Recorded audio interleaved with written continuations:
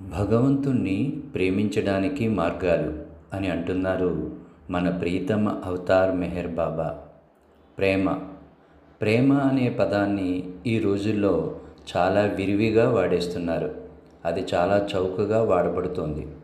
ఒకడు నిజంగా ప్రేమించినట్లయితే అసలు ప్రేమ అనే పదాన్నే ఉచ్చరించడు.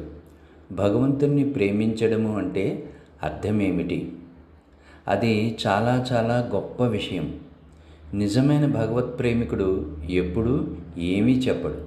తాను భగవంతుణ్ణి ప్రేమిస్తున్నానన్న విషయాన్నే అతడు మరిచిపోతాడు. భగవంతుణ్ణి నీవెలా ప్రేమిస్తావు? అసలు భగవంతుణ్ణి నీవెలా ప్రేమించాలి?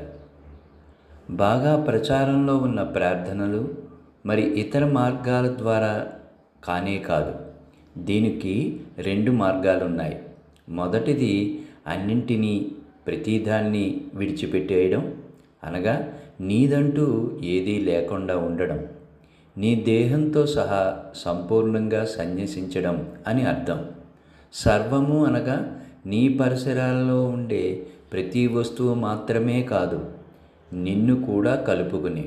మరి రెండవ మార్గం ఇంతకంటే కొంచెం గొప్పది. ఈ మార్గంలో నీవు దేనిని సన్యసించవలసిన అవసరం లేదు. నీవు నీ సంసారిక జీవితాన్ని గడుపుతూనే ఉండవచ్చు. ఈ ప్రపంచంలో కొనసాగుతూనే ఉండవచ్చు. ఎప్పటిలాగే నీ పని నీవు చేసుకుంటూ ఉండవచ్చు. నీ కార్యకలాపాలన్నింటినీ చేపడుతూనే ఉండవచ్చు.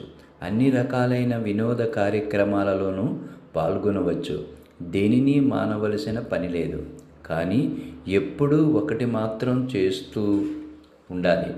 ఇతరులను ఆనందంగా ఉంచడం ఎలా అని సదా ఆలోచిస్తూ ఉండు. కృషి చేస్తూ ఉండు.